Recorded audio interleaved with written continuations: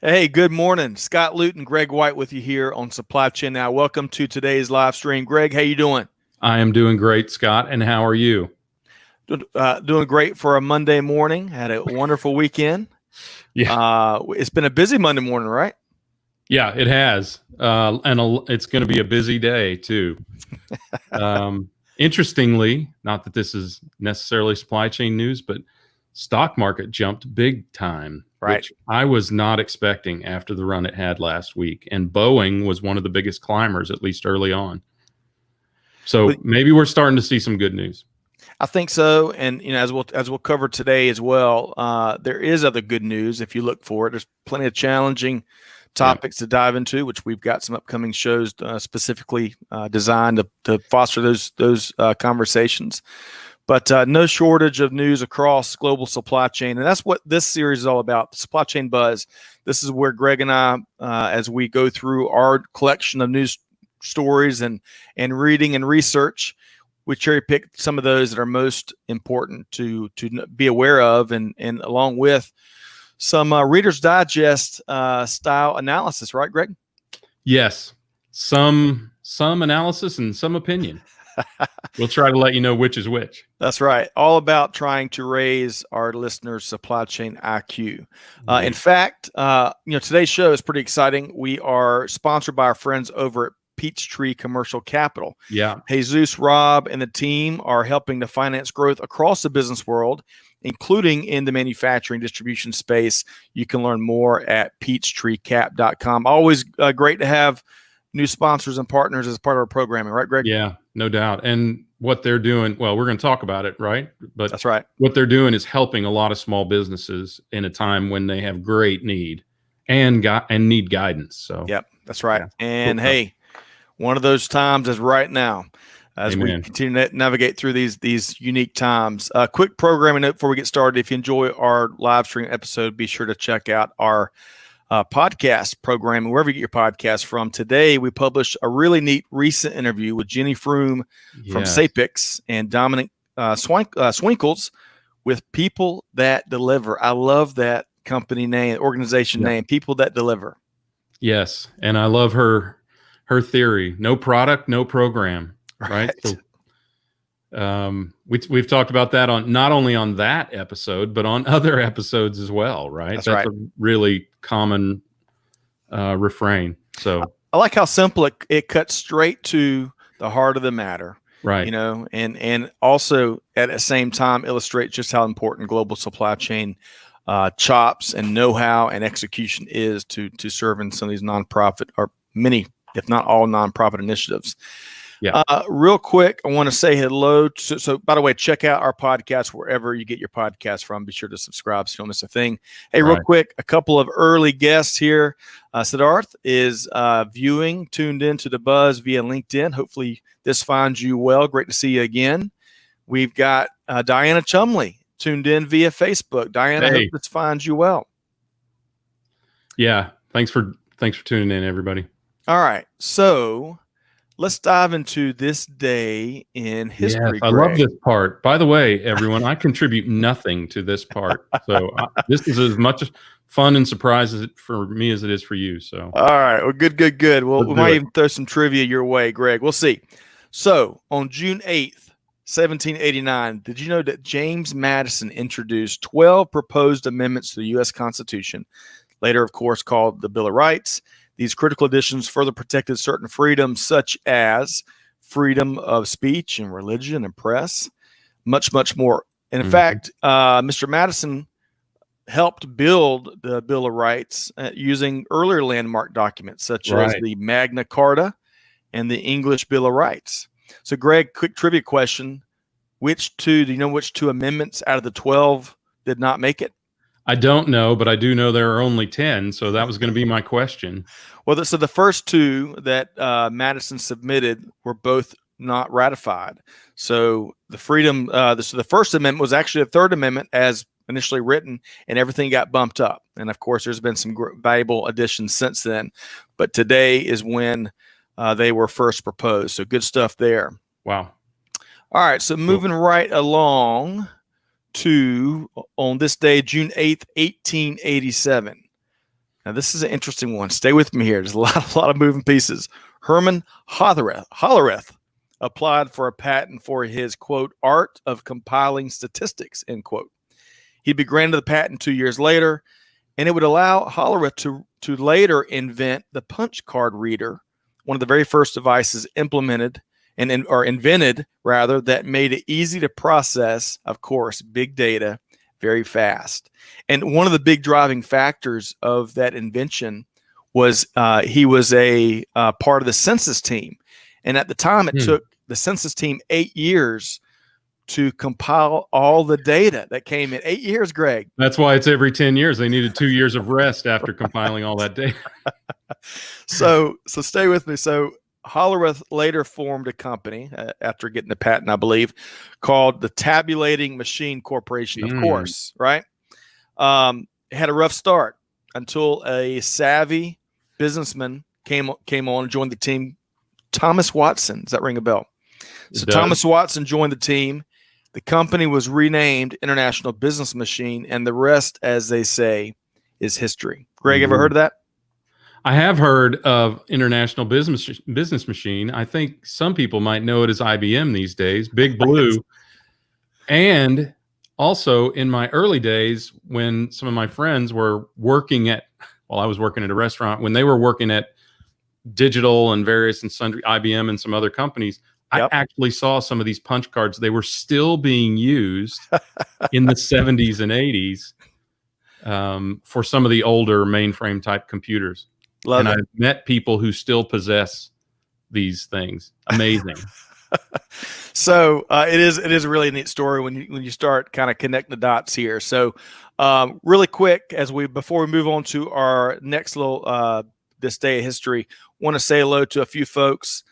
I am probably going to mispronounce that name. Is it Greg? Nikhil? What do you think? Nikhil, is that who you're talking about? No. Safoon, maybe. Oh, I'm not seeing that one. Okay, you're not seeing that one. Well, I apologize if I mispronounce your name, but thanks for tuning in via LinkedIn. We've got Jeffrey Miller, and so Greg, you might not be able to see these banners. Oh, I see them. Yeah, sorry, it scrolled down. So, Jeffrey, good afternoon wherever you are. Good morning as well. And by the way, Safoon is from Morocco. So, hope this finds you well this Monday. Mauricio via LinkedIn. Hope this finds you well. Thanks for tuning into The Buzz. We've got Kirk Williams from San Marcos, Texas. All right. Kirk, hope this finds you well. Let's see here. And yes, you got a great crystal ball over there, Greg. Nikhil is tuned in from India, I believe. So good morning, good Monday to you, Nikhil. We've got Marcus Sims. Hey, Marcus, how you doing? Great to see you. Real quick, I want to pause here. So Don Edward Long just published his first book. And Don, if I'm getting that number wrong, I apologize. But congratulations. I saw you also just appeared on Jason Smith's podcast to talk about your book. That's fantastic. I hadn't listened to that yet, but thanks for joining us here.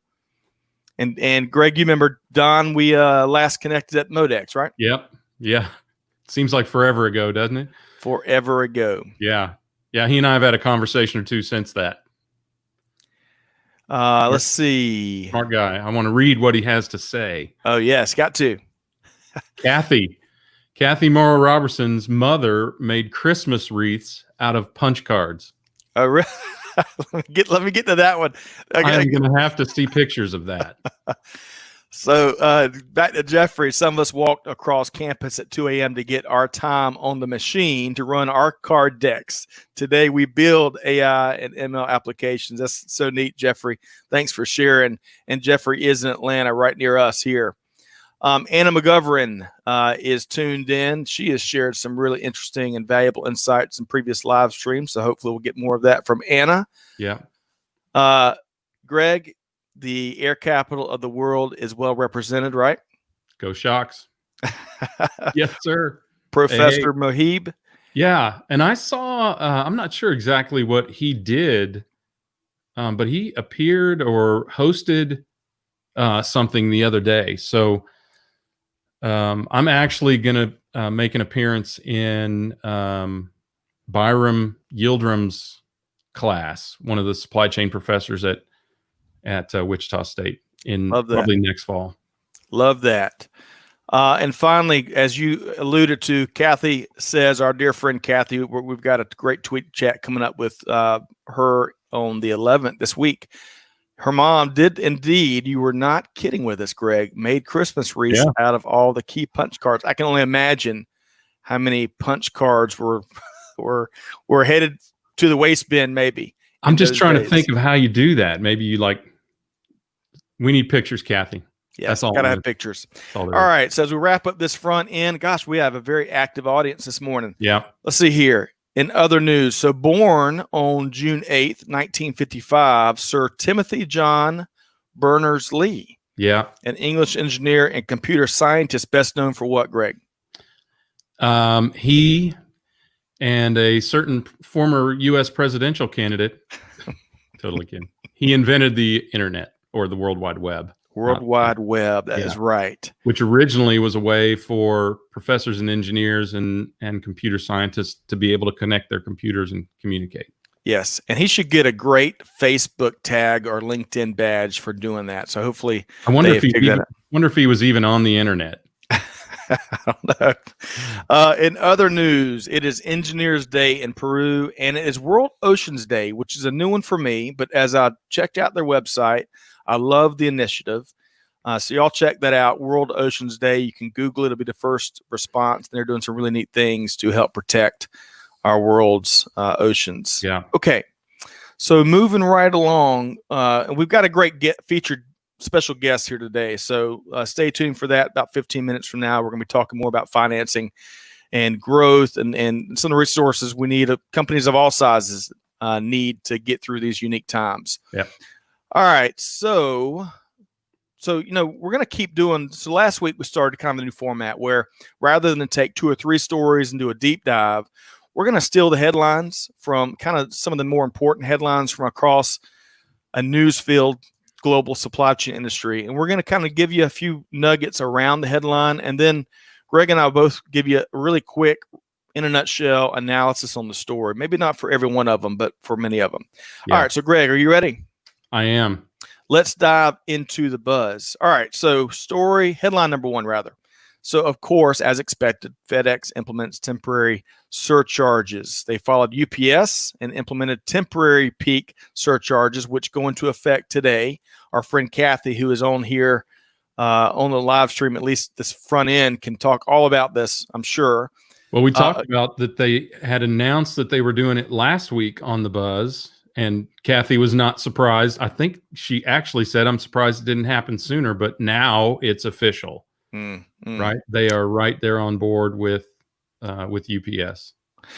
Speaking of Kathy, Greg, on that punch card Christmas wreath, she's posted a picture within the stream. I can't view it right this second, but we'll have to circle back on that. Love that. Yeah. All right, back to FedEx. So, according to the Memphis Business Journal, and this story was covered in so many outlets, but this is where I came across it. 30-cent surcharge is going to be placed on all packages sent to houses for customers who ship at least 40,000 packages each week. A $30 surcharge will be added to oversized packages, and a 40-cent surcharge will be added to FedEx SmartPost packages. So FedEx last announced or implemented surcharges on April 6th. And, Greg, one of the things that we have spoken to here is just how long these surcharges oftentimes stay in place, right? And how they don't necessarily go out of existence when there's good reason for them to. I can't remember if it was on the buzz last week, but we talked a little bit about fuel surcharges, which were implemented when diesel fuel was $4 to $4.50 a gallon. Yep. And there are still fuel charges now, and I saw diesel recently below $2. Although I wanted to point out this, when they reported last week that they were going to make this adjustment, they said 30-cent surcharge if they shipped at least 25,000 packages. So at least they've increased the buffer a bit. Right. Because the impact was predicted to be pretty substantial. It was originally going to be if you ship 25,000 packages a week, that you would be in the group that incurred the surcharge. So at least they raised the volume requirement. Yep. Interesting. And we expected this to happen, right? This was not a surprise. It was just a matter of when they would follow UPS's lead, right? Well, and to date, what they had done is limit the volumes of their highest capacity shippers. So I'm sure that they had a significant back and forth communication that, do you want it to absolutely positively be there overnight, or right, or do you want to save money? Right. Because clearly last mile delivery is more costly than I think a lot of these parcel shippers are able to scale to right now. Yep. Good points. All right. So moving right along, it has been an active I'll defer to the expert here, but it seems it's been very active. Folks, companies are finding opportunity without being opportunistic in many cases, at least. And a couple of deals that were made last week, and this is just two. We just cherry picked here. There are plenty of others. Up first, the logistics service provider Transplace acquired Scan Data Systems, a leading provider of parcel transportation management solutions. That was a new acronym for me. PTMS, Parcel Transportation Management Solutions. The company's PTMS platform does quite a few things. Amongst them, optimizes carrier selection, label printing, tracking, even invoice reconciliation. Amongst, as I mentioned, that just tipped the iceberg. Yep. Scan Data's PTMS capabilities will be immediately integrated into Transplace's TMS platform, which is an acronym I think we've all wrapped our heads around in recent years. Big freight, palletized freight and whatnot. Yep. Transplace sees this as a move that will support its clients' growth when it comes to e-commerce and direct-to-consumer, while also increasing efficiencies and optimizing transportation spend, which we all know is how important that is always, but especially in this day and age, right? Yep. So real quick, Greg, give me a comment or two on this first transaction, and then we're going to recognize a few folks that just have joined the live stream. Then we'll move to the second one. Yeah. So I think first of all, congratulations to the folks at Chainalytics, some of whom many of us know, and because this was a part of their solution, just a part of their vast solution set, and I think they just decided to divest this at this point. So what this really does is it brings the capability of managing big freight, right? Traditional freight, whatever, and last mile or parcel freight. And my guess is that they will be blending these solutions together so that they communicate effectively. Imagine a scenario where a semi-trailer is partially parcel and partially palletized or freight, right? I mean, it could happen and should, frankly. Yep. Agreed. So real quick, want to say hello to a few folks. Blaze is from London. I think he was part of he's been part of a few of our live streams. I think he also participated in trivia, if I'm not mistaken. Yep. And we were talking about the produce. Yeah. Patrick Kelly. Right. Last week, that he weighed in, and we have, we've got Patrick Kelly, as you just shared. Patrick is all about produce and produce markets. So maybe a lifer in produce, and somehow has managed to survive. That's right. And remain cool. So they're going to have to get connected. Rob Morris is tuned in via YouTube. So Rob, hope this finds you well. And let's see here. Of course, Benjamin Goldklang. I'm guessing he's just back from his second run of the day. I'm looking at the time. Maybe so. And then David Glover. Great way to start a long work week. Happy Monday, David. And he's tuned in via LinkedIn. Hope this finds you well. All right. So let's move right along. We're going to talk about this second acquisition. This is right before our guest is going to join us here in a few minutes here. So DAT Solutions, which operates an online freight marketplace and produces market intelligence, has secured a deal to acquire the Freight Market Intelligence Consortium from Chainalytics. Right. So FMIC, another acronym, according to Transport Topic. You know what?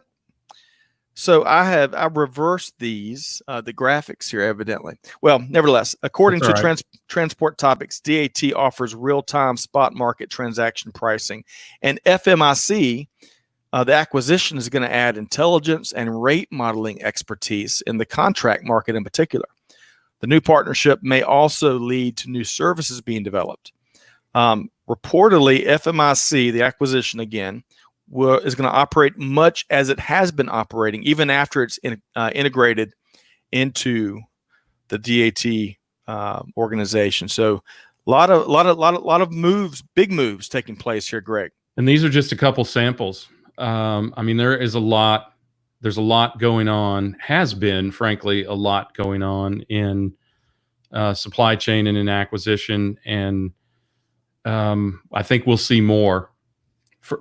Some of it will be, frankly, a little opportunistic. Some of it will also be based on recognition that there is a lot of opportunity. There are a lot of synergies that need to be brought together where companies need to expand their capabilities, their solution suites, to be able to manage the disruptions here. Yeah. Look, these disruptions occur all the time, but not usually on this scale. And I think this has been a great catalyst for companies to start to recognize it's time to start rolling up applications to create a singular application. Well put. Well put. Well, on that note, we're going to move right into our featured guests here today. So we're going to be featuring Rob Lopez with Peachtree Commercial Capital. Yeah.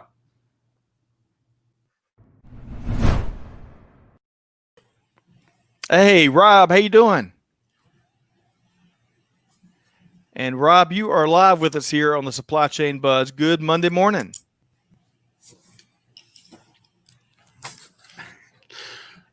Hey, we might have a slight delay like they do on CNN. That's cool. Yep. Rob, good morning. How you doing? Good morning, guys. How are you? Thanks for having me today. Doing great. Hey, welcome aboard. In this day and age of the internet being used by everyone and their sister to the 10th degree, it's still doing a great job. But Rob, great to connect with you remotely. Love what the Peachtree team has been doing, and looking forward to learning a little more about that here today. So, for starters, based on the earlier conversations that Greg and I had with you and Jesus and other members of the team, it seems like Peachtree is helping companies, really across business, especially small businesses, take advantage of the growth opportunities in this challenging set of circumstances. So tell us more about what your organization does, Rob. Yes. Good afternoon, everyone. My name is Rob Lopez. I am a commercial loan specialist at Peachtree Commercial Capital. Peachtree Commercial Capital is a full-service commercial loan brokerage firm. So what it means that we are experts in commercial real estate financing, and that includes bridge financing, fix and flip, bridge, refi, portfolio, anything that has to do with construction, development, acquisition, also with equipment financing, asset-based lending. If you want to acquire, say, for instance, a warehouse, SBA loans, we're going to talk about more in a few more minutes, working capital line of credits, and also account receivables financing, which is huge in the trucking industry. Yes, as you mentioned, we take great pride. We are very involved with our community. We are actually reaching out to businesses that, for some reason or another, haven't been able to take advantage of the SBA funding available right now for the COVID-19, in particular the PPP and the EIDL. Some people that still don't know the difference between both. I would like to talk more about it in the next couple of minutes. What are the main differences? And actually, one of these loans, if used in a certain way, you don't have to pay it back. It becomes a grant, and that help you with your business for your payroll needs, utilities, rents, mortgages, and actually paying for certain debt that you acquired and interest accrued before February 2020. So let's talk about that a little bit, Rob. So I think there's a broad perspective out there that a lot of the governmental programs, they've already been issued and spent. The first round was issued and provided so quickly that many people who had applied didn't even on the very first day that you could apply, they didn't receive any funding. And then there was a second round. And I think people, if maybe they didn't get funded in the first round, they may believe they won't or haven't tried for additional rounds. So tell us a little bit about that, the availability of funds and like you said, what all they can use it for. Yeah, so, well, there are a couple of things happening here. And everything boils down to misinformation because they hear it from friends, and if the friend didn't qualify, they may think that they are not going to qualify either, or the money run out. The reality on the second round, there is still money available. I just checked a couple of weeks ago, and it was over $1.2 billion available in funding. Wow. So that was a couple of weeks ago. So it is safe to say that right now, there are certainly in the hundreds of millions available. And why shouldn't businesses take advantage of it? So, in the trucking industry, many folks are single proprietors. They still qualify for it. Right. They just don't shy away because you don't own a big company or you're an S corporation or C corporation or LLC. There are many ways that you might be able to get the funding you need to get you back in track and to improve your cash flow. At a minimum, it's worth a conversation. Yeah, for sure. That lack of awareness is can bite you in a number of different ways. Certainly when it comes to financial wherewithal to tackle a variety of situations, as you've laid out there, Rob. Rob, tell us more about, you touched on it, I believe. Some of these loans may not have to be paid back. Is that your understanding? Yeah, so let me touch two different types of loans we have right here. The PPP and the EIDL. The PPP stands for Paycheck Protection Program, and it is funded by lenders. And the EIDL, or the Economic Injury Loan, Disaster Loan, it is funded by the SBA, okay? Here are the main differences. So the PPP, once you get funded, you can use up to 75% of that loan towards your payroll expenses. And if you do that in 8 weeks, becomes a grant. You don't have to pay it back. Whereas the EIDL, it is not forgivable, okay? You may qualify up to $2 million that you had to pay in 30 years at a 3.75% rate if you're a for-profit, or 2.75% if you're a non-for-profit. That is good news for a lot of folks, right? Yes, it is. Yes, it is, because you can use that money for your payroll, like I said, for the PPP, payroll, mortgages, rent, utilities, and it keeps money bringing in, and improves the cash flow, so you can keep your employees. That's the whole point, that you don't have to lay off people. You stay in business, because the reality is, if businesses go out of business, it is very expensive for the government. It is very expensive for all of us. So a strategy that the government is using is to keep these businesses operating without any interruption in their cash flow, and that's what the goal, right? I can see Greg beaming when you talk about cash flow. We've talked about a lot, especially during the pandemic environment, right? Anytime you have this kind of seismic disruption, you need cash, right? We will arguably, this is a recession now, maybe very short-lived, it may be longer, but cash is what you need in a recession. And what I like about these programs is that they are life-saving. They are business life-saving, at least, right? Because some of these companies wouldn't survive without these funds. And I think this is like anything to do with the government. It sounds easy until you look at the paperwork, and then it sounds and looks very difficult. I mean, we've worked with folks, Steve Keaveney and the folks at Clarity Capital Advisors, who are doing a similar thing. They're kind of guiding people through the process, right? And I wonder, because that can be a bit overwhelming, tell us a couple of things, Rob. Is there guidance out there, or maybe you guys provide it for these companies to understand the qualifications clearly, to make sure that they do become become grants? And also tell us a little bit about funding in the post-pandemic world. Yes. What do you think that is going to look like? Okay, to answer the first part of your question, as far as the requirements, requirements are going to change in a number of factors. And let's start with the type of entity, whether you're a single proprietor or you're an LLC, S corporation, C corporation, right. You're going to require different type of documentation.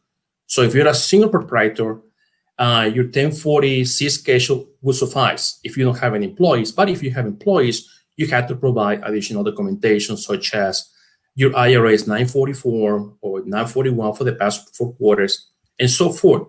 So it depends on the entity of your business and how many owners you have. If those owners have at least 20% of stake in your company, additional documents will be required. Got it. The bottom line is that we help out everyone, and we don't charge for the advice. We just want you to have a conversation with us to see where you stand, because it is in our best interest for our communities to thrive. We want everybody that we come in touch with be able to provide some sort of help. Even if you don't proceed with us, guide you in the direction that is most beneficial to you. Now, to answer the second... Right, if you don't get help with Peachtree, get help somewhere. Right? Exactly. So my point is, if you don't ask, the answer will always be no. And we are helped to help you. We are here to help you. We want you to succeed, because if you succeed, the entire community succeeds. And that's the whole point of it. Well, and you have to use the funds in a very specific way. And you also have to apply, I believe, for the grant or the forgiveness of the loan. Yes. Correct? So, yes. So having Correct. you all as Sherpas to walk people through the process, I think, is very helpful. Yes, and one thing that I would like to say is that we have been very successful. We have a success rate of 100%.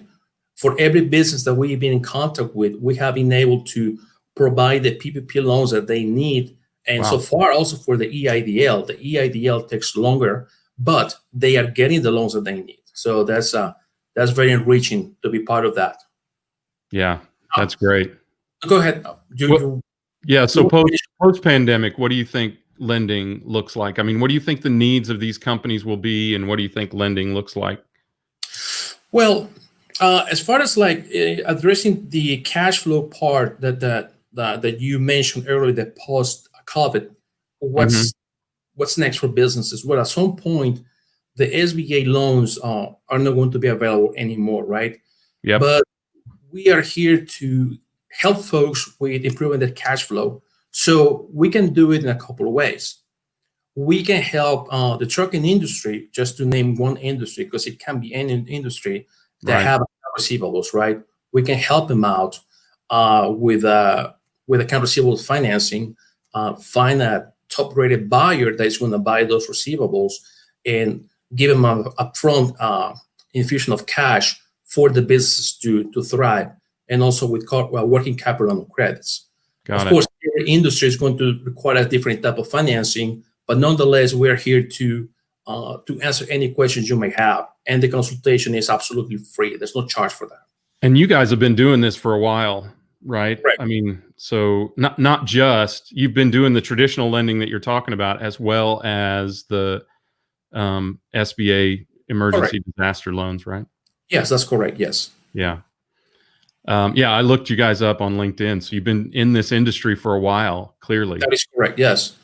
Yes. Our founder and CEO, Jesus Martinez, he's been in the industry for over 25 years. And so he's very knowledgeable as far as the financing and lending and everything that comes with it. Correct. How much activity are you seeing right now in terms of loans? I mean, clearly you felt like it was necessary to get the message out, and we agree, because we feel like there's a lot of confusion out there in the marketplace. As we already talked about, a lot of people think the money's already gone. But have you seen people starting to recognize that it's still out there and coming back? Yes, because we have been very proactive. We are actually reaching out to businesses and just having a regular, just a simple conversation. How are you doing, guys? Are you very well taken care of? Is there anything we can do for you? And, just asking simple questions, they will let you know how they're doing, and maybe we can help them out there. Yeah, great. Well, I'm glad you guys are getting the word out. I think just one more technical detail. The EIDL is a 10-year loan also, right? It's not like it becomes due and payable immediately, or is that is actually a 30-year loan. 30? Okay. It's a 30-year loan, yes. And you are actually, your first payment is deferred 1 year, and the interest rate, it is funded by the SBA. It's not funded by lenders, and the interest rate is 3.75% for for-profit companies, and it's 2.75% for nonprofits. Okay. Wow. So, I mean, none of these programs become really burdensome as long as you use them and activate the benefits the right way, right? So correct. Yes. Mm-hmm. All right. So, well, I appreciate that. It's good to have your insights. I appreciate you guys trying to get the word out and helping some of these companies to survive and thrive in this environment, but also post-pandemic. So tell us a little bit, how can folks reach out to you? I see your email address there, so that's good. Yes. Where else can they find you? Correct. Yes. Our website is peachtreecap.com. That is peachtreecap.com. And you can send us an email, or you can send it directly to me, Rob at peachtreecap.com. Also, let me give you my cell phone. Should you need reach out to me quick, it's 404-357-5915. Again, my cell phone is 404-357-5915, or you can call the office at 678-784-4114.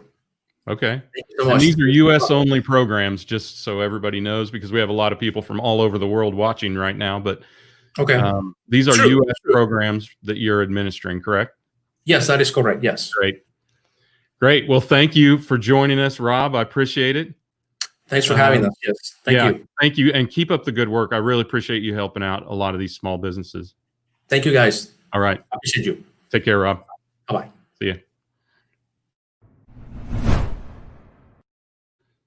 Hey, so I guess I'm flying solo and without a net now. I think we might have had some internet issues at Scott's place. So no graphics today on these last few stories, but a couple of these are really interesting. So let's talk about them.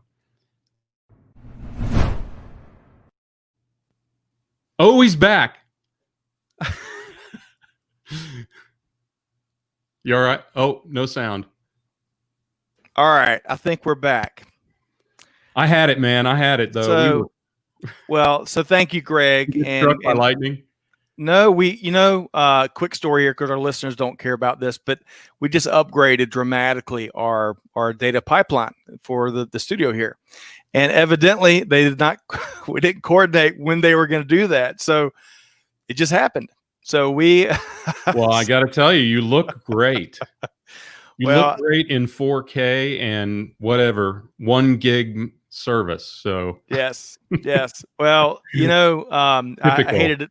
I hated to miss that second half of the conversation with Rob, but I understand from a couple texts I got that folks it was really resonating. The conversation was resonating, and folks simply weren't aware of some of these opportunities out there. Well, I think people really thought that these programs were all gone. I can tell you that, you and I, we talk to small business owners all the time, and they were really surprised that there was anything left. Yep. The truth is, if the press doesn't promote it, and as Rob said, if all you're hearing is from your friend who didn't get approved, how else would you know? Why would you expect there to be anything out there? So yeah, great point. Great that folks like them are promoting that and helping people through the process.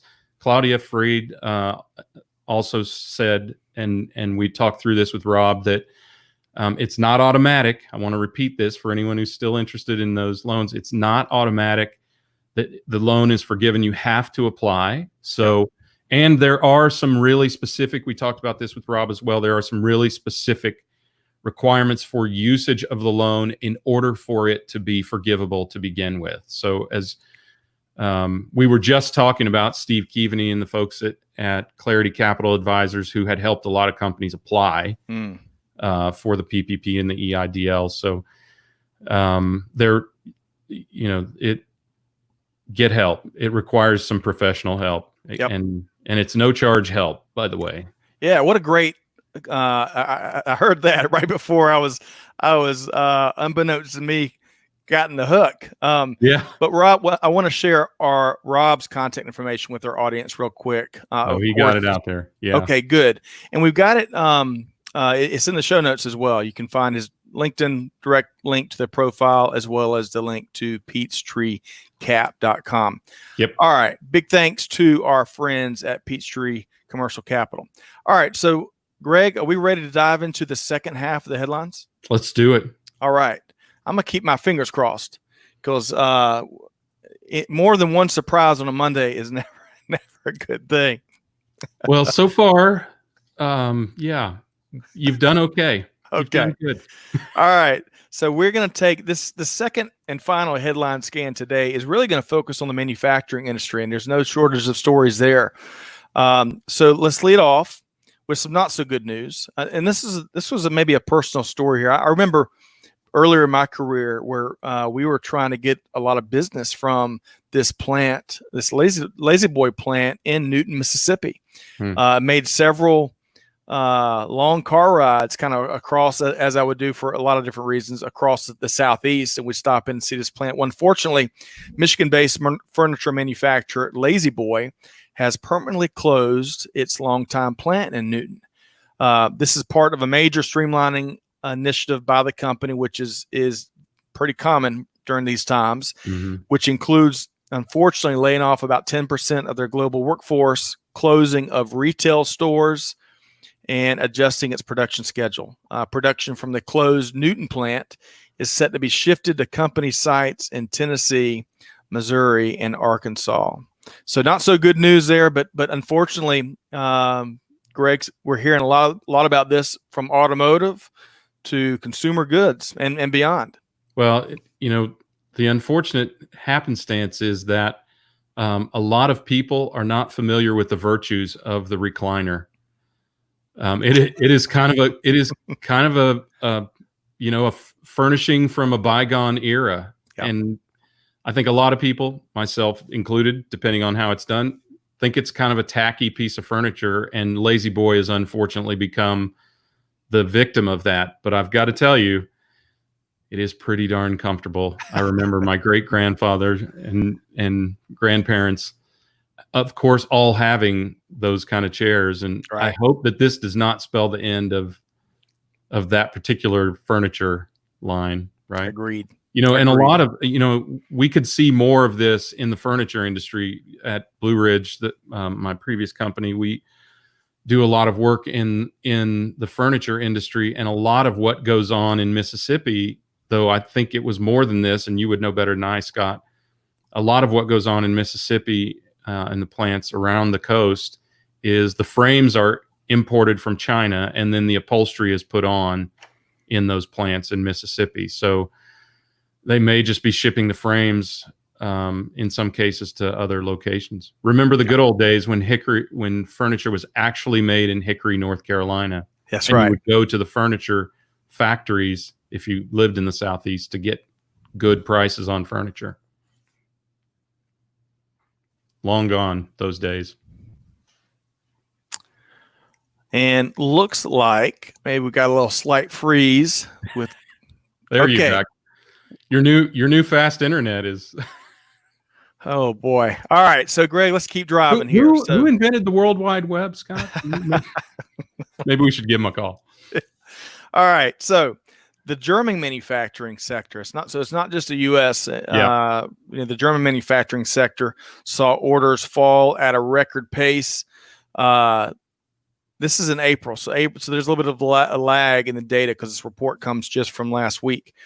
So the German manufacturing sector saw orders fall at a record rate in April 2020, according to data that just recently released.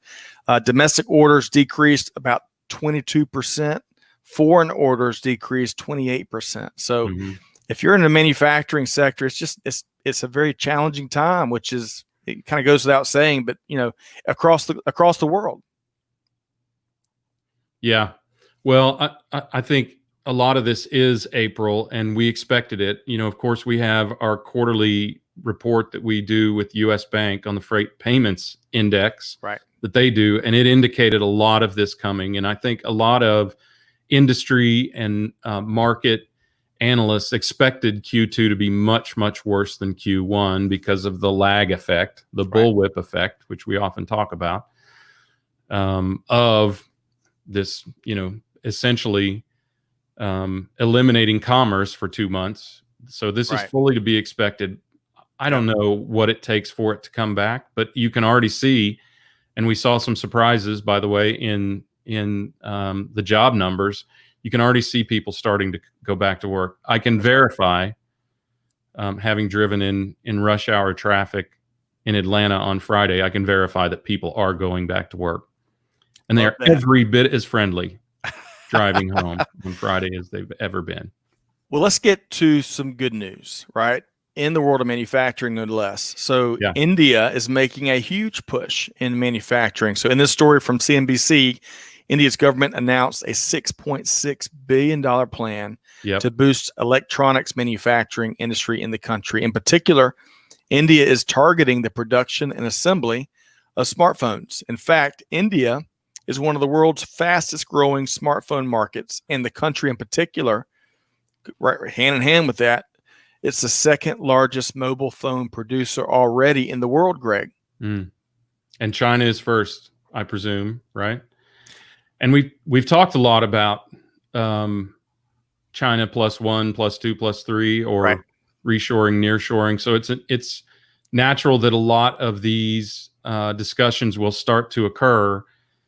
One of the challenges that India has is they've got an enormous workforce, just like China. One of the challenges they have is slavery is an even larger problem in India than it is in China, though they are making progress. But as consumers become more aware of supply chain and provenance and fair trade, this is going to be an issue that they're going to have to really address. Just to give you an example, since 2016, when they had 18 million people working in slavery, they're down to, I can't believe I'm saying that, down to around 8 million people.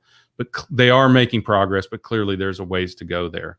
Yep. It's not necessarily in the cell phone industry, but it is in the coal and various other industries. As we talked about India manufacturing a few weeks ago, they're also new steam is being gaining around their pharmaceutical industry growth. So we'll see. I mean, and they were always an additional source for PPE as well. I know that, in the early 2000s, I worked with as a client, I worked with a medical and veterinary distributor, and they moved out of China into Malaysia and India in order to have some diversification of sourcing there, even back then. So they look, I have faith in this country, right? I don't have the same faith in China to become a good actor, but I do have faith in India to get there. They've got a lot of work to do, but they're at least going the right direction. Yep. All right. And Umit, hello. He joins us from Turkey on a lot of these live streams. So Umit, hope this finds you well. Okay. So let's talk about, you said that you just finished your comments there on that you feel good about what's taking place here in the U.S. And of course, Tesla isn't just here, but it is, they certainly are. Elon Musk is certainly a big part of the forward-looking aspect of manufacturing here and abroad. So let's talk about Elon Musk, who continues to be on the move. Yeah. So in a deal that is just now surfacing, because the deal took place a couple years ago, Tesla has acquired Compass Automation, a company that makes equipment in particular for automotive manufacturers. As it turns out, Tesla purchased Compass Automation back in December 2017. Right. But somehow they kept it off the radar across industry. So I'm sure this acquisition, imagine now, holy cow, they've got quite a bunch of PR ninjas over there, huh? Right. This acquisition, more than that, yeah. probably was a great step in Elon Musk's stated mission, which has been out there since he first claimed it in 2016, to focus on the quote, the machine that builds the machine, end quote. So Greg, whether we comment on this story or if we take a deeper dive into some of the things that movements like this will help open up options and more appealing options, give me your take. I think this is a little bit of both. It's an interesting story about Tesla because Electrek was the recent story, the recent acquisition. And at the same time, they uncovered this acquisition in 2016 of Compass Automation. So we've talked a lot about what are the other strategies besides China plus 1, 2, 3, besides diversification of sourcing through India and nearshoring and reshoring and all of these things. It's also automation because Chinese workers make on average $10,000 to $13,000 a year. It's impossible for the U.S. to replace Chinese labor with labor. So automation will be a necessity. Seeing someone who is clearly such a leader, who put America back in space, right? We can't count on the government to do it, but we can count on a billionaire to do it. It's encouraging to see him and his companies start to focus on these things because clearly Tesla makes things happen. They made the electric car beautiful, right? They made it efficient and effective. They put us back in space. This is a company that is clearly has vision and the ability to execute. This automation will help them execute in greater measure because they are well behind their production goals for things like the Model 3 and other vehicles that they want to build. And of course, they want to get to electric vans and semis as well. So let's go broader a little bit here because there's been no shortage of discussion, propaganda, talking points, also some well thought out look aheads is really because we're moving hopefully faster and faster and faster into the aftermath, the post-pandemic environment. Yep. Generally, looking just sheerly at numbers here in the States, generally the curve has been flattening. We've got a couple states in particular where there might be some question marks, but generally speaking, there is good news out there. So naturally, a lot of business leaders are already have been shifting gears to, okay, what does this new normal look like? Sorry for the cliche, but it fits. And how do we need to be best prepared? How do our operations and our workforce and our technology, our platforms, what changes do we need to make based on the elements and the ingredients in this new normal? So a big part of that, Greg, has been a lot of talk around new sourcing options, moves out of China. We've seen, of course, companies like Japan make huge, bold moves already. Right. Helped in part, or maybe in large part, by the government and its intentions to make certain changes. Greg, give us your take here. Well, I mean, we're going to see shifts for a lot of reasons, not the least of which is that society was changing already, right? The incoming generations, I want to say the younger generations, but I'm not dissimilar in that regard. They don't want hard labor jobs. They don't want risky jobs, and they don't want highly physical jobs.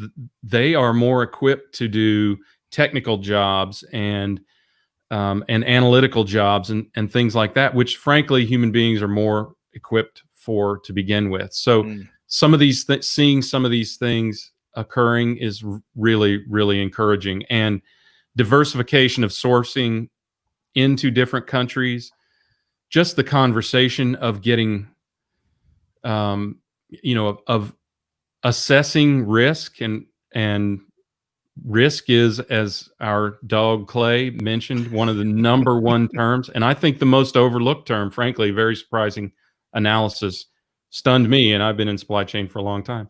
Risk was the first word he thought of when he thought of supply chain. So I think really valuable to look at it from a risk perspective as well as an economic perspective. And I think risk cuts into economics and I think people are finding that pretty significantly. So I think what this is an awakening to the risk in supply chain and how to mitigate and recover from the inevitable disruptions that will occur. Yep. Well put. Hey, a couple comments from our audience here. Benjamin Goldklang, of course. I think Elon Musk tweeted around the stock pricing. This is a month or two ago, and we saw some of the movement there. It is such, I'm stating obvious here, but whatever a tweet is at, it's not 140 characters anymore, but it amazes me just what one tweet will do, whether it's the markets, whether it's international or national policy, or you name it. It also is interesting to see just how often major news media is reports on tweets. Very interesting times we live in. Good stuff there, Benjamin. Sandy Moon says, "Ouch, younger generations." Where does it leave us? I think. You said well said. I probably didn't close the loop there, because the point is that the generations that do value hard labor and physical work, they're leaving the work population at the rate of 10,000 a day, at least in the States. And a lot of those jobs can be automated and should be automated. It's more, right. It's safer and more satisfying for the human being, and it's faster and less expensive for the employer. And if we hope to have any possibility of making up for the capacity that we will definitely lose by moving even a portion of production out of China, then we have to do it. So I think it's actually a good thing. And the sandwich generation, Gen X, right? We've dealt with both ends of that spectrum, and we've been those reluctant, hay balers, whatever you want to call it. That's what I did as a kid, bucking hay bales. And we've been, and we've had a computer since we were in 5th grade, right, or whatever. Probably well before that. It's just so long ago, I can't remember. So I think it does bode well, and I think we've got the right people coming in with a forward-looking vision. We've got the opportunity for people who want to exit the workforce to do so, and for them to be replaced with automation that takes no one's job away. Yep. So I think we're in a good spot. Change is going to happen. We've got to be part of that change, because it's going to provide opportunity. If you wrap your head around it, if you embrace it, if you learn and better yourself and learn new skill sets, you're going to benefit from the change, some exciting change that's taking place in the industry. And it's not just manufacturing. Of course, automation is changing and transforming the manufacturing jobs. That's right. Yeah. Distribution, fulfillment, warehousing, you name it. But nevertheless, hey, Memory, great to have you with us here. Memory is in Johannesburg, South Africa, and I'm checking out some of her Memory. I'm checking out some of your handiwork on Facebook. You and my wife Amanda have a lot of things in common. So great to have you here today once again. Yeah. All right. So Don, who we talked about on the front end, right? Don published a recent book. Don comments that Tesla, SpaceX, Hyperloop, The Boring Company, etc., all have one visionary in common: Elon Musk. Right. It's great having him challenge us to be better in so many aspects. And he has obviously built a remarkable team to make all of these organizations achieve the milestones they have in each respective area, with an amazing future ahead. Very neat. Yes. Very neat. We'd love to have Elon Musk on the show. I can't say that we'll allow him to smoke a J, but open invitation to have him on the show, because I think he is an insightful visionary. Yes. Visionaries are often borderline mad persons. So look, it just is what it is. There's nothing to be ashamed about, right? Nope. They see the world in a different way. They see it with eyes wide open, and they see the world as it can, and often how it should be. Yep. Thomas Edison, madman, right? It takes that to leap us into the future. Yep. All right. And this is a news show. Yeah. So Clay, on part of the team here, important to note that I came into the industry right before the largest disruption. Yes. In modern history. Moment. Yeah, that's a good point. All right. Good stuff there. Clay, Stefan, good morning. I want to say Stefan was in Texas, maybe Dallas or Houston. Stefan was on the live stream with us last week. Great to have you back, Stefan. And then Sandy Moon, to close the loop there, she says, absolutely never have opportunities to continue learning become so available to everyone. Great point there, Sandy. As long as you've got an internet connection, right? As I've learned, keep it going. Painful. That's right. This morning. No, but that reminds me that as many of my poor jokes do remind me that there is a very meaningful, I was reading earlier today about remote learning, especially in our school systems, right? Mm-hmm. And how they're looking at 2020 and the 2021 school year, much like businesses are looking at what lies ahead, as we were just talking about in the post-pandemic area, and how much of this remote working is going to stick. Well, inevitably, a lot of it is going to stick because there's not that many of these organizations can necessarily have everyone work from home. That's just probably not very realistic, especially in certain sectors like manufacturing. But inevitably, a lot of it is going to make sense, especially to provide flexibility for their team members to, because as we've talked about, it's going to optimize in many cases the production, right? Because Greg, I think as you stated, folks are working more. Right. Because you don't have that same 2 hours worth of commute time going and coming each day. You can convert that over into productivity. Yeah. Well, you can, and maybe you should, maybe you shouldn't can do it all into productivity. So you and I, we've worked remotely from home, whatever you want to call it, for a long, long time. Right. 20 years in my case. So it's really natural for me. And it took some time to get really disciplined at it. I got to tell you too, Scott, I think we got to encourage people to listen to what Amanda shared with us in the look back that we did. Yep. The timeout. Yeah. Did we release that Friday? We sure did. That episode on Friday, because I was surprised, and I totally get it. Surprised by the conversation that she and Elber Perea Gallagher and the other ladies at Show Me 50 had in their Lean In session, and some of the findings around work from home for mothers and professional women and mothers. And also, her very open discussion around the difficulties of working from home and dealing with kids and husbands and whatever else goes on at home. Right. And her analysis of how it has impacted the home and work was spot on. I mean, an awakening for me, frankly. Well, I agree with you, and she was remarkable, as she always is.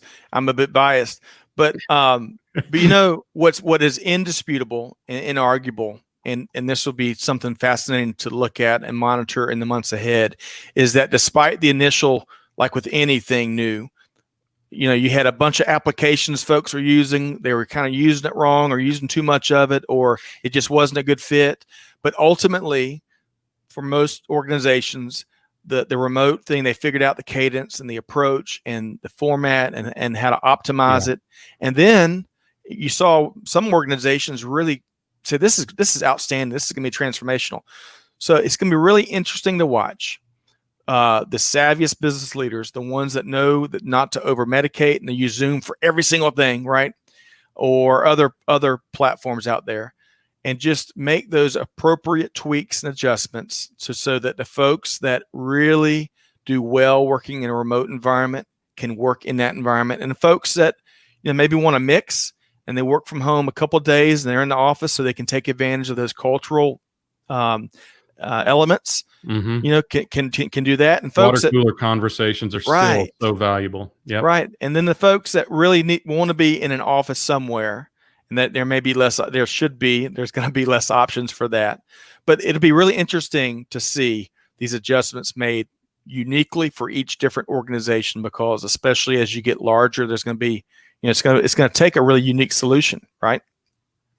Yeah. Yeah. I mean, it's going to be, there is no one solution, right? It isn't going to be 100% reshoring or nearshoring. It isn't going to be 100% work from home, though. if I worked in the Valley right now, I would be getting in my little motorhome van on wheels, and I would be getting the heck out of there, right? Why pay Valley rents or mortgages if Twitter or Facebook or LinkedIn don't require you to be there? Yes. Right. Go live in Montana or wherever you feel like living, and you might even have your salary adjusted for regionality. You'd still net more money in your pocket and be where you want to be. Now, not everybody's job is that way, right? So, but if you can, you should. I'm with you. So thank you, Memory, for bringing back I didn't make the initial point I wanted to make when it comes to education. So thank you very much for your comment, because it's bringing this back on the path here.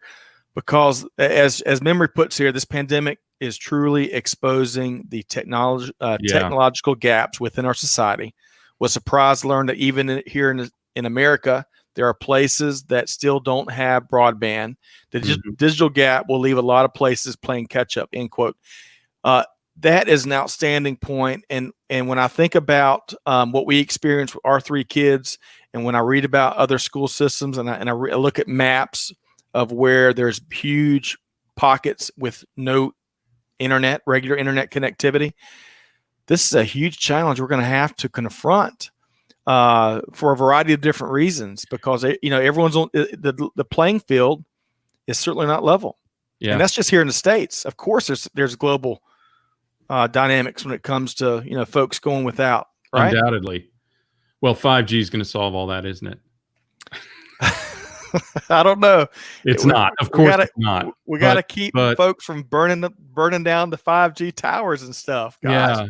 Yeah, I mean, 5G is not going to solve that, but the conscious construction and enhancement of infrastructure, it's been made obvious in the States, even where it's relatively good. Right? It's been made obvious that it needs to be improved. Yep. If we want to be able to do this. We got to tackle it. All right. One last comment. Even if a company was to help fund that, it would still cost them less than the real estate it costs a year to host a person in an office building. So, well put, Greg. Hey, one last comment from our dear friend Claudia Freed with EAL Green. Global company, she says, quote, global company market surveyed 13,000 employees about returning to work, and predominantly people are choosing to stay remote or only come to an office 1 or 2 times per month going forward, end quote. It's a great point, Claudia. And I love the data. All right. The data is such an important element as these organizations try to figure out, their North Star of serving their customers, while they're equally as important, North Star 1B of serving their employees and their workforce, and make sure that, we can retain this top talent. So good stuff there. All right. And Steph, we're not going to be able to get to your question. Really appreciate that. We're already over time, mainly due to my technological.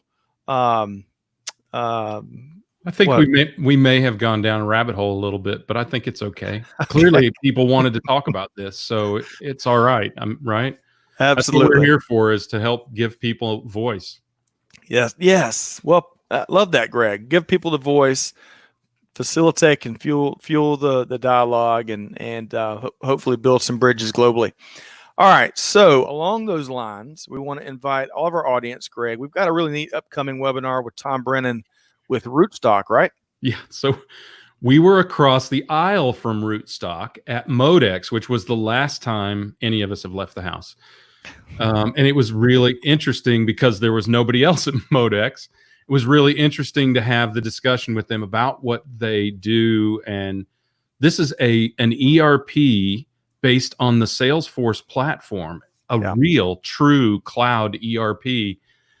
And that's exceedingly rare, regardless of what you hear from marketing from any number of ERP vendors. And so I'm really interested to hear how that plays into this. And of course, Tom he's just a visionary in the industry anyway. So I want to hear what post-COVID-19 looks like, right? Yep. Back to business doesn't mean ERP or business as usual, as we've just discussed. So it's going to be really interesting to see how he sees work after we're all released. So join us for that free webinar, June 25th, Thursday, June 25th. You can join us by going to supplychainnowradio.com, click on the webinars tab, and it'll be right there. In fact, I think we included a direct link if you're watching this via Facebook, YouTube, or LinkedIn, or really across any of the 5 platforms. We've got a direct link there. So, all right. So one other event that we don't have booked per se just yet, and this is going to be different. We have our panel.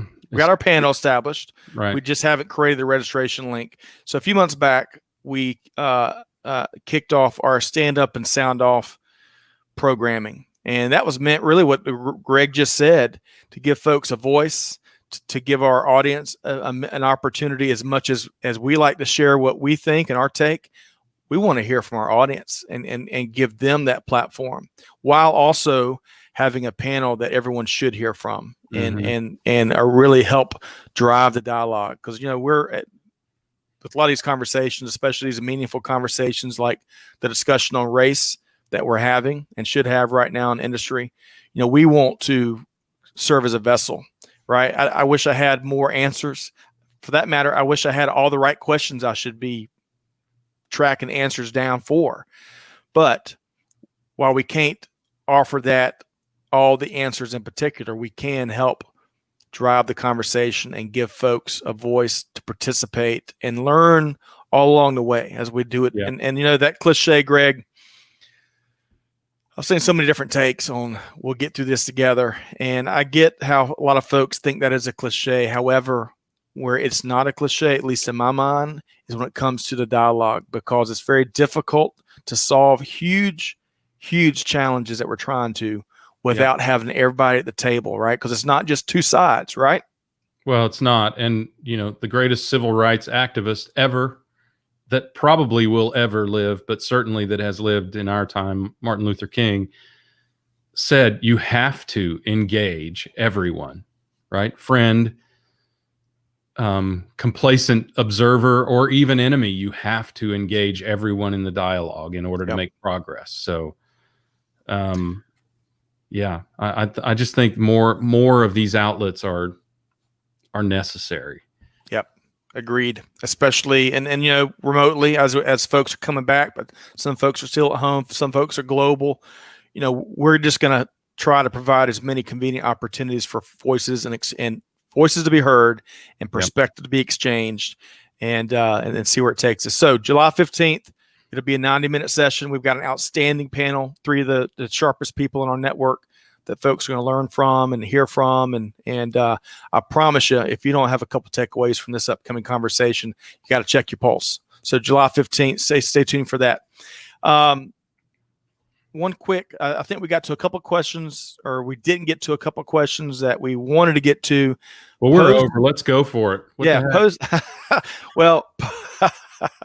Pose those questions in the Supply Chain Now Insiders group, which is a new group. Greg, tell us about it. Supply Chain Now Insiders. So this is our LinkedIn group, and we've already had some really fascinating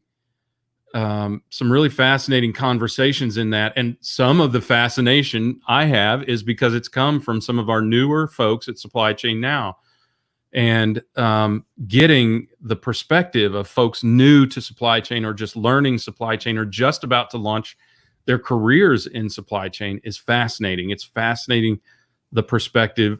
It's an opportunity to engage with folks who are industry experts, who are completely new to the topic, who are learning fast, right? And just share ideas and thoughts. It's not a pitch fest. We're really careful about that. At the same time, we want to, and we want your feedback, by the way, on this. We want to surface those companies that are doing great things, and surface it from a solution, a discussion of the problem and the solution, regardless of whether it's their solution that you use, but the problems and the solutions in supply chain. So, join us. It's been fun, right? I mean, it's only been around for about a week. So check it out. It's been really, really active. Yes. Big thanks to Amanda and Clay for making it happen. We're all going a bunch of different directions as we serve an industry that we could be at 24 hours a day and still not cover large swaths of where the industry is. So big thanks to Amanda and Clay for making it happen. And also stay tuned, because next Friday we're going to have a live stream with our 2 interns, which that doesn't even do it. The word intern does not do it justice. Really, I don't want to think of them as interns first, right? They're making it happen. Can we use their names yet? Yeah, Devin and Genoa. Who may or may not be watching right now. They've got a bunch of different projects going on in their own right this summer, but she's already proven to be a marketing and social media guru, and Devin Riddle, who is data analyst, idea man extraordinaire. Both of them in our Friday meeting just stopped the presses with ideas that were transformational. So and not to mention Clay, right? So we're gonna actually, and this might be the biggest draw for those of you who know us, Clay is going to actually be on camera sharing ideas and asking questions on purpose, not because somebody's internet went down or not because he's rolling somebody in. We want to hear what he thinks. And after having him say one word, risk, I really want to hear. Right. That's right. Yes. And we've had by the way, because we know how interesting Clay and Amanda had, for that matter, and they both have had standing invites. We got Amanda on a podcast for the first time in 370 some odd episodes last Friday, which enlightened us all. And now we get to hear from Clay and Genoa and Devin. I mean, this is going to be a great, and I think our audience will enjoy it as much as Greg and I have enjoyed it kind of behind the scenes. So, all right. And sorry, we're going over here, folks, but too much to cover here. I want to give a quick shout out, very quick. Our Supply Chain Trivia Challenge number 3, our Eastern Hemisphere edition, was last week with the great folks over at Sapix. We got our top 10 list. Hey, we're working on badges for top 10 finishers so that something kind of lingers that shows just a trophy or something like that. something digital. So big congrats to Andrea Blackthorne, who came in first place after a 3-way tie with her, Daniel Muchler, and Kobe Clasher, who's our previous winner. But then the top 10 rounds out from Haride Benjamin, who's on this live stream, came in number 5. Excellent job there. Salipe, Kyle, Maudius, Rolf, and Pavitra. Yep. So that is our top 10, global top 10. Folks from, just around the world, all have an affinity and an expertise in supply chain management. So great to have all of y'all there. And finally, Greg, where can folks go? A lot of people out there saying finally right now. Yeah, they're finally wrapping up. Yeah, no kidding. Hey, it's too much going on this Monday morning. There is a lot. I don't know if everyone else feels it, but I feel it. Yeah, here tonight. Yeah, and it's a mix, right? You got some uniquely generational, if not beyond generational, challenges that we're going to be going through a reckoning with some big adjustments that will be made, change that needs to happen. Mm-hmm. So we're going through that while going through a global pandemic, while going through a time where supply chain in and of itself has been going through big transformations like digitization and other things, remote working. So you've got all those big issues while you've got no shortage of industry news and developments and newsmakers and leaders that are challenging and taking different components of the end-to-end supply chain to new heights, right? World goes on, right? We don't stop for any of this. Some of these will be pivotal moments in history, right? Some of these, they may not seem as big in the future as they do now. Some will be pivotal. Clearly, this situation with racial divide and that sort of thing, we've got to do something. Yes. There, right? Yep. And of course, we all have to work in the meantime, right? Yep. So the world goes on, and you better be ready to juggle, because you're going to be juggling your everyday tasks, and you're going to be juggling some pivotal, crucial moments in history, maybe in your life, but certainly you're going to have to deal with both. And I'd take it a step further. You better be ready to have some very uncomfortable and awkward conversations, because that's the only way that we can drive change and get to the root. If we're known for anything as supply chain professionals, it's getting the root cause. Mm-hmm. And we've got to be honest with ourselves and our neighbors and our colleagues and all the shareholders at the table, because it's not binary here. It's not two sides. It goes far beyond that. So thanks for being a part of the journey with us.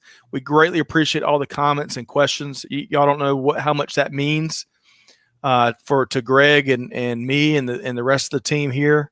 Sorry we couldn't get to everything. Looking forward to everybody popping into the Supply Chain Now Insiders group from time to time.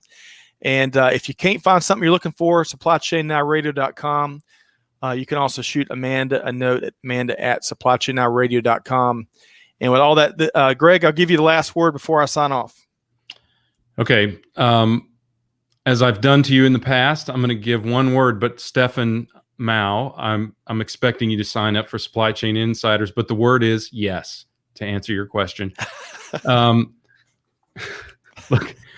I don't know, that it feels, I feel the energy in our audience today, and it feels like people have sort of, they're getting out.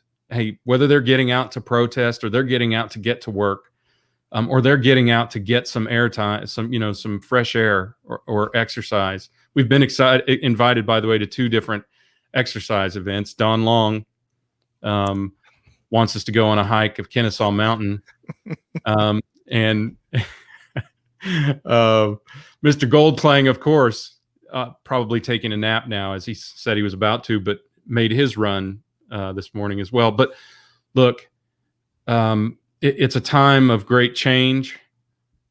Drink it in, right? Do it as objectively and non-judgmentally and as introspectively of yourself as you can.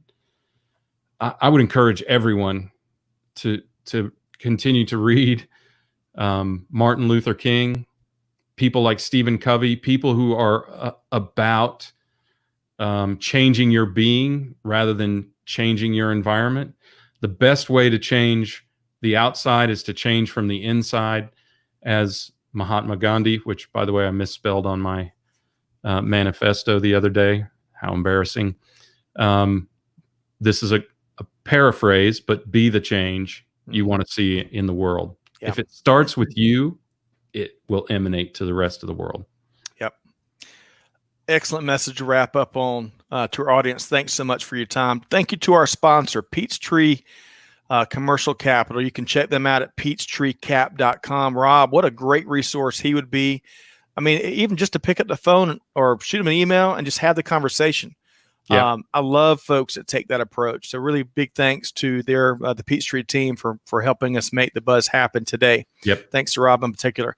To our audience, all of what Greg just shared, that I couldn't imagine a better way of wrapping up today's episode. Thanks so much to all the folks that tuned in and shared their perspective or asked their questions or you name it. We enjoy all of that. There's certainly some very difficult days and weeks and months ahead, no doubt about it. But seek ye first to understand, look at ways to meaningfully build those bridges while taking the steps that are necessary to make the change that will be necessary and is long overdue. And with all that said, there are much brighter days ahead for everyone involved. We look forward to y'all checking us out on Supply Chain Now in the days and weeks and months to come. Scott Luton, Greg White, thanks everybody. We will see you later this week. Real peace.